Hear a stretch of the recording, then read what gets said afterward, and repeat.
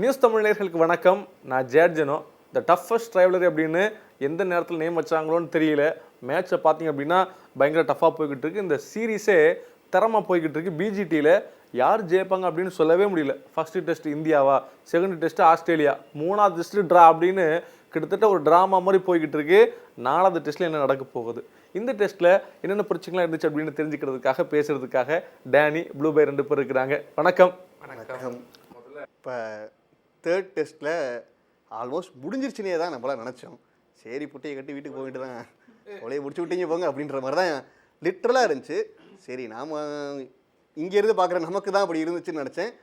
அங்கேருந்து விளையாண்டு அவங்களுக்கும் அப்படி தான் இருக்கு. சரி சேம் ஃபீலிங், இது சரிப்பட்டு வராது, இப்போ நம்ம கிளம்புவோம் அப்படின்ற ஒரு மென்டாலிட்டியில் தான் இருந்திருக்காங்க. இந்த மேட்ச் ட்ரா ஆனதுக்கு ஒரு முக்கியமான காரணமாக நான் ரோஹித் சர்மா சொல்லி ஆகணும். நீங்கள் ஷாக் ஆகுங்க. ரொம்ப ஷாக்காக இருக்கு. ஷாக்கில் பதட்டமாக இருக்கு எனக்கு. டாஸ் ஜெயிச்சு பவுலிங் எடுத்ததுக்கு அவருக்கு நான் அந்த ஒரு கிரெடிட் நான் கொடுத்தே ஆகணும். அதுதான் நமக்கு ஒரு ட்ராவுக்கான வாய்ப்பே கொடுத்துருக்குன்னு நினைக்கிறேன். இவங்க வழக்கம் போல் நான் சரி பேட்டிங் எடுத்து சரி ஒரு முதல் நாளுக்குள்ளேயே ஆட்டத்தை முடிச்சுட்டு விட்டுருந்தோம்னா அஸ்வினோட சேர்ந்து வந்திருப்பாங்க இல்லையா. கண்டிப்பாக மழை பெஞ்சாலுமே நம்மளை ஓரளவுக்கு தான் மழையாலையும் காப்பாற்ற முடியும். மழை மேலேயும் நம்ம ஓவர் நம்பிக்கையெல்லாம் வைக்க முடியாது. பவுலிங் எடுத்தனால நம்ம வந்துட்டு ஏதோ ஒரு சேஃபர் சொன்னோம், ஒரு ட்ரா பண்ண முடிஞ்சிருக்குன்னு தான் சொல்லணும். நிறையா பிரச்சனைகள் டீமுக்குள்ளே இருக்கிறது ஒன்றா வெளியில் வந்துக்கிட்டு இருக்குது. அதுக்கு வருத்தப்பட்டாலும் நேரடியாகவோ மறைமுகமாகவோ அதுக்கு நிறையா இடங்களில் ரோஹித் சர்மா காரணமாக இருக்கிறது, அவரோட கேப்டன்சி காரணமாக இருக்கிறது வருத்தம் அளிக்கக்கூடிய ஒரு விஷயமாக தான் இருக்குது. நம்ம அதை சொல்லாமல் நம்ம போக முடியல. ரோஹித் ஃபேனாக இது எனக்கு ஒரு பெரிய டிசப்பாயின்மெண்ட்டாகவே இருக்குதுன்னே சொல்லலாம். ஃபீல்டு பிளேஸ்மெண்ட்டில் இருக்கட்டும், பவுலிங் சேஞ்சில் இருக்கட்டும், உங்களுக்கு எல்லாத்துலேயுமே ஒரு டிசப்பாயின்மெண்ட் நல்லாவே தெரியுது. நம்மள்கிட்ட ஒரு ஆக்சுவல் பிளான் இல்லை. ஆசிஸ் தெரியும், அவங்க ஒரு ஸ்ட்ராட்டஜியில் விளையாடுவாங்க. இது அவங்களோட ஹோம் கிரவுண்ட் வேட. நம்ம அப்போ அவங்கள எப்படி ஒரு பேட்ஸ்மேனுக்கு ஒரு ஸ்ட்ராட்டஜி வச்சு ஒரு வீக் பாயிண்ட்டை கண்டுபிடிச்சி அதன் மூலயமா அவங்கள எப்படி கண்ட்ரோல் பண்ணலாம், அவுட் ஆக்கலாம் அப்படின்ற மாதிரியான எந்தவித ஸ்ட்ராட்டஜிஸுமே நம்மக்கிட்ட இல்லை. ஏதோ நீ 2 ஓவர் போட்டியா, நீ ஒரு 2 ஓவர் போட, எப்படியாவது மழை வந்துடும் அப்படிங்கிற ஒரு மைண்ட் செட்டே விளையாண்ட மாதிரி இருந்துச்சு இல்லையா. ஏதோ தெரியல, மழை பெய்யணும்னு யாக எதுவும் வளர்த்துருப்பாங்கன்னு நினைக்கிறாங்க. லிட்டரலாக இங்கே நம்ம இந்த நிலைமையில் இருக்கிறதுக்கு மழை மட்டும்தான் காரணம் தான் நான் சொல்லுவேன். இப்போ நீங்கள் ஆசிஸ்லாம் பார்த்தீங்கன்னா அவங்க ஃபீல்டு பிளேஸ்மெண்ட்டே பயங்கர ஸ்ட்ரிக்டாக இருக்கும். ஒன்று அவங்க ஷார்ட் லெக் தான் வச்சுருப்பாங்க. யாராக இருந்தாலும் ஷார்ட் லெக் வச்சுருப்பாங்க.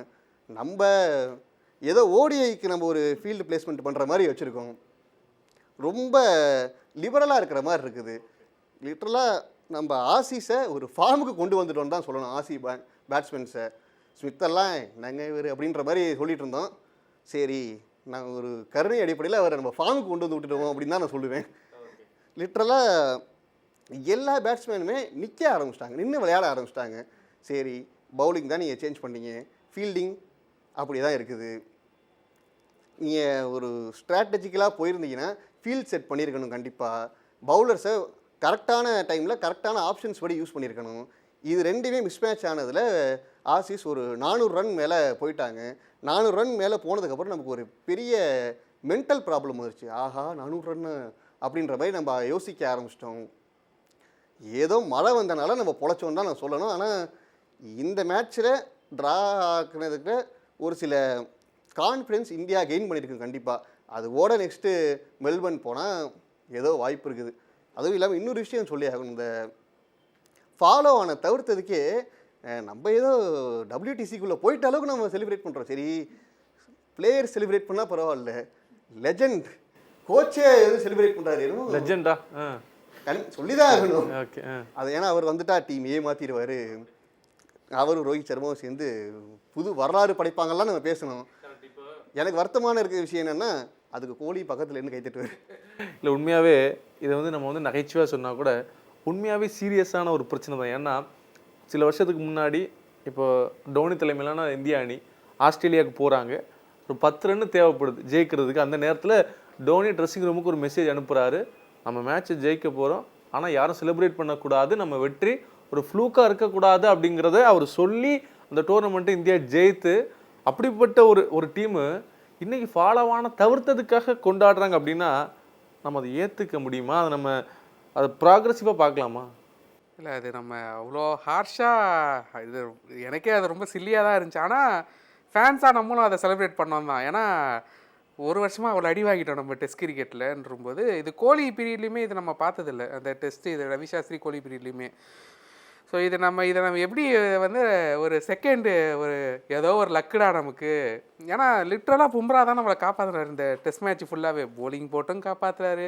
அப்புறம் ஆகாஷ் தீபாவும் பும்ராவும் ஒரு 50 ரன் பார்ட்னர்ஷிப் போட்டு தான் நம்ம ஃபாலோ அவனை தவிர்க்க முடியும்னும் போது அது அவங்கள அறியாமலேயே அது வெளில வந்துருச்சு அந்த மொமெண்ட்லன்னு பார்த்து தான்.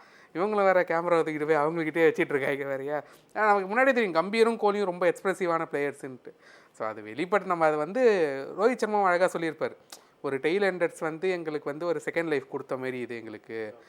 அதை நம்ம வந்து பாசிட்டிவாக பார்க்கலாம். ஏன்னா அதோட இம்பாக்ட் வந்து நமக்கு செகண்ட் இன்னிங்ஸ் போலிங்கில் தெரிஞ்சுது இந்தியா வந்து போடும்போது. ஸோ அதை நம்ம பெருசாக இதை பேச வேணாம்.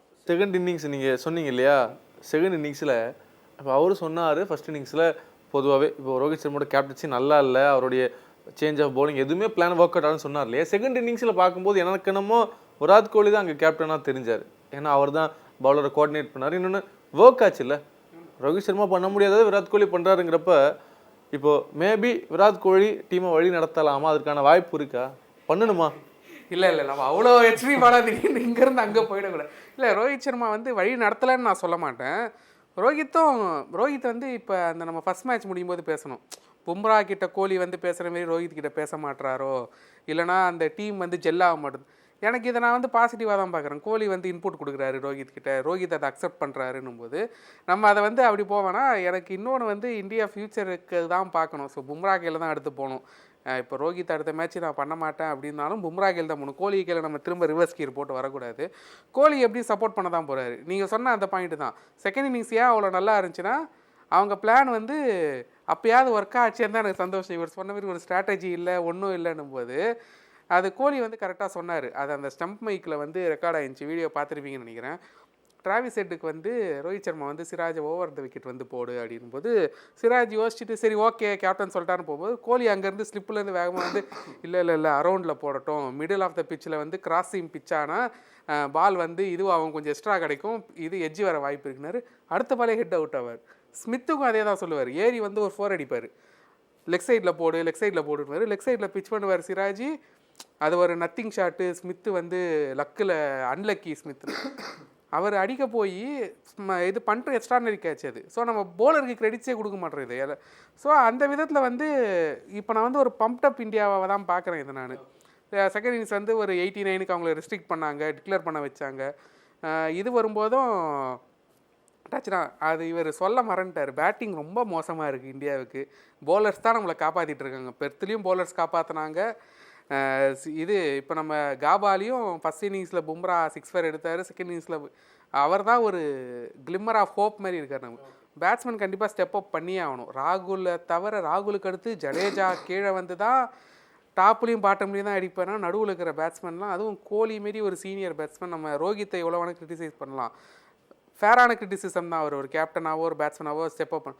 கோலியும் ஸ்டெப் அப் பண்ணல. அந்த 100 அடித்தோன்னே சரி பழைய கோலி வந்துட்டாருன்னு தான் நம்ம பேசணும் ஃபஸ்ட் இது முடிஞ்சோன்னே. ஆனால் கோலி வந்து இன்னுமே கூட அந்த 4th ஸ்டெம்பில் வர 5th ஸ்டெம்பில் வர பாலுக்கு போய் அவுட் ஆகிறாரோன்னும் போது அதையும் அவர் ஒர்க் பண்ணி தான் ஆகணும். அவர் பண்ணுறாருன்னு நமக்கு ரிப்போர்ட்ஸ் வந்துச்சு. ஸோ பார்ப்போம் எப்படி போதுன்ட்டு. இப்போ நம்ம ஒரு முக்கியமான இடத்துல இருக்கோம் தான் சொல்லணும். இப்போ அடுத்த நமக்கு 2 மேட்ச் தான் மிச்சம் இருக்குது. அதில் கண்டிப்பாக 2லையுமே நம்ம ஜெயிக்க வேண்டிய ஒரு கட்டாயம் ஒரு சூழல் நமக்கு இருக்குது. இப்போ டேனி ப்ரோ சொன்னார், முன்னாடி இருந்த அளவுக்கு நமக்கு ஒரு கான்ஃபிடென்ஸ் கிடச்சிருக்கு இந்த மேட்சை ட்ரா பண்ணதில். அதுவும் இல்லாமல் ஒரு டீம் ஜெல்லுன்ற ஒரு வேர்டு யூஸ் பண்ணார். ரோஹித் சர்மா ஸ்ட்ராட்டஜி ஒர்க் ஆகலையா, கோலி சொன்னால் அந்த ஸ்ட்ராட்டஜியை ஏற்றுக்கிறாரு. அந்த டீமும் ஏற்றுக்கிட்டு அதை அப்ளை பண்ணுறாங்க. அதில் நமக்கு ஒரு பாசிட்டிவ் அப்ரோச் இருக்குது. ஒரு ரிசல்ட் கிடச்சிருக்கு. நமக்கு 3rd டெஸ்ட்டில் ஒரு ரிசல்ட் கிடச்சிருக்கு.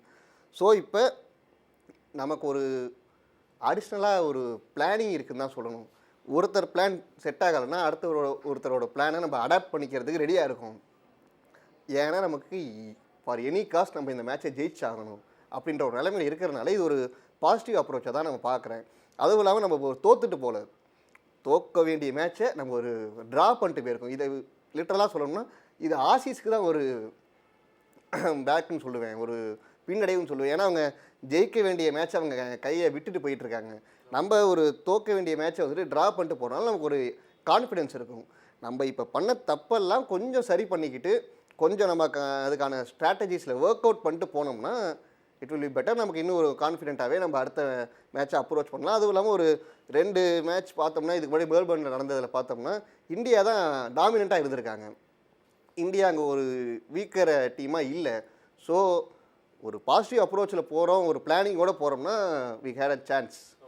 அதே தான் அவர் சொன்ன மாதிரி தான். ஹிஸ்டாரிக்கலாக பார்த்தா மெல்போர்ன் வந்து நமக்கு கொஞ்சம் ஃபேவரான கிரவுண்டாக தான் இருந்திருக்கு. இன்னொன்று வந்து இன்னொரு நல்ல விஷயம், ஒரு 8 நாள் இருக்குது நமக்கு அடுத்த மேட்ச் வர்றதுக்கு. ஸோ இந்தியா இன்றைக்கே போயிட்டாங்க. ஸோ அவங்க இப்போ போய் அந்த கண்டிஷன்ஸு, அட்மாஸ்பியரு, பிட்ச் எப்படி இருக்குது, ஒவ்வொருத்தர் என்ன பண்ணுவாங்க. இப்போ இன்னொரு விஷயம் என்னென்னா ஹேசல்வுட் இல்லை, ரூல்ட் அவுட் ஆகிட்டார் அவங்களுக்கு. ஸோ போலண்ட் வந்துடுவார். ஸோ இப்போ இவங்களுக்கு இப்பயே தெரிஞ்சிச்சு போலண்டுக்கு இவங்க எப்படி பண்ணணும், அடுத்த 2 சீரீஸ்க்கு யார் யாருக்கு என்னென்ன வீக்னஸ் இருக்குது. ஸோ இதெல்லாம் நம்ம இப்போத்துலேருந்தே அட்ரஸ் பண்ணிட்டு ஸோ அஸ்வின் போயிட்டார். ஸோ ஓகே, நம்ம அடுத்து மூவ் ஆன் ஆகிக்கணும். இப்போ அடுத்து யார், இப்போ வாஷி ஆட போகிறோமா இல்லை டீம் காம்பினேஷன். ஸோ கன்னு இப்போ வாஷி கையில் போயிருச்சா? ஆமாம், துப்பாக்கி. அதுதான் இந்த வருஷம் நிறைய துப்பாக்கி மாறுது, எனக்கு என்னன்னே தெரில எங்கே சொல்கிறதுன்னு. ஸோ அதுதான் துப்பாக்கியை பிடிக்க வாஷின்னு அர்ஷனா வந்து சைலண்ட்டாக கொடுத்துட்டு போயிட்டுருக்காரு. ஸோ வாஷி இப்போ ஆல்ரெடி ஸ்டெப் அப் பண்ணிட்டாரு. இப்போ அதை வந்து அவர் கண்டினியூ பண்ணிட்டு போகணும். ஸோ இந்தியா வந்து இப்போ அதுதான் இவர் சொன்னது தான், ஸ்ட்ராட்டஜைஸ். ஏன்னா ஆசீஸ் வந்து இது ஆசீஸ்க்கு தான் லாஸு. ஏன்னா அவங்க ஜெயிக்க வேண்டிய மேட்ச். இந்தியா ஒரு வேளை ஃபாலோ ஆன் ஆகிருந்தால் ஆஸ்திரேலியா சுருட்டிட்டு இருப்பாங்க இந்தியா ஃபாலோ ஆன் பண்ண வச்சு. ஸோ இப்போ கமின்ஸ்லாம் வந்து இப்போ அவங்களுக்கு தான் அது ஒரு லாஸ்லேருந்து இருப்பாங்க. இந்தியா வந்து இப்போ அதுதான் மறு ஜென்ம மாரி, கடவுளை எனக்கு இன்னொரு வாய்ப்பு கொடுத்துருக்காரா அப்படின்ற மாரி, சிவாஜி இன்டர்வல் மாரி எடுத்துக்கோங்க. சிங்கப்பாதையில் இதுக்கப்புறம் போகிறேன்ட்டு இதுக்கப்புறமாச்சும் கொஞ்சம் பொறுப்போட சீனியர்ஸ்லாம் ஆடி ஏதாவது அவங்க வீக்னஸ், ஒன்றே ஒரு வீக்னஸ் தாங்க, வெளியில் போகிற பாலை விட்டு அவுட் ஆகிறாங்க. ஆஸ்திரேலியா வந்து இது ஒன்றும் ஒரு பாண்டிங் கீழே இந்த சைடோ இல்லை மைக்கேல் கிளார்க் கீழே இந்த சைடோ கிடையாது. அப்படியே ஆஸ்திரேலியா போனாலே அப்படியே பயம்டா அப்படின்னு. இது அவங்களும் சொதப்புவாங்க, அவங்களாலையும் மிஸ்டேக் பண்ண முடியும், நம்ம ப்ரூவ் பண்ணிட்டோம். ஸோ நம்ம வந்து யங்ஸ்டர்ஸ் மேலே நம்பிக்கை வச்சு ராகுல் கிட்ட பார்த்து கொஞ்சம் கற்றுக்கிட்டு சீனியர் பிளேயர்ஸ்லாம் அவங்க பொறுப்பை உணர்ந்து ஆடினாலே மேட்ச்சு நம்ம கையிலன்ற மாதிரி தான். ஸோ அதுதான் நம்ம கையில் தான் இருக்குது சீரீஸ். சூப்பர். ஸோ பல விஷயங்கள் பேசணும். 4வது டெஸ்ட் ஆரம்பிக்க போகுது. அதுக்கு முன்னாடி கூட ஒரு ப்ரிவியூ வீடியோ கண்டிப்பாக போடுவோம், சந்திப்போம். நன்றி.